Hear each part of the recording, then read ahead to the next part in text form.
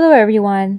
After learning what's oxidation, reduction, electron transfer, and spectator ion, let's go back to the previous example, which is Mg plus Cu2 plus O2 minus react to give Mg2 plus O2 minus plus Cu.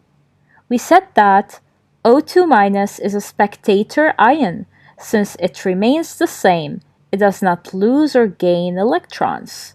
So let's write this equation without the spectator ion. So this is the equation without the spectator ion. The equation becomes Mg plus Cu2 plus give Mg2 plus Cu. Mg became Mg2 plus since it lost electrons. However, Cu2 plus became Cu since it gained electrons. This equation is called the Ionic equation since it contains ions. What about half equations or electron half equations? From its name, it's half the equation. For example, we take the first part of the equation, which is Mg. So in the reactants we had Mg. It became Mg2 plus in the products. It lost electrons. When this element loses electrons, we put the lost electron after the arrow.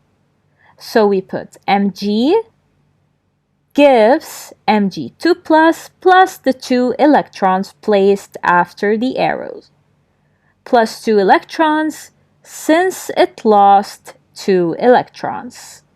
So we put the 2 electrons after the arrow, not before. We put it before the arrow if it gained electrons. So the first half equation is Mg gives Mg2 plus 2 electrons. Now the second half equation is for Cu2 plus. So Cu2 plus became Cu. It gained 2 electrons since we have Cu2 plus. So it became Cu since plus and minus cancel each other. So since it gained electrons, we put the electrons before the arrow, as you can see right here.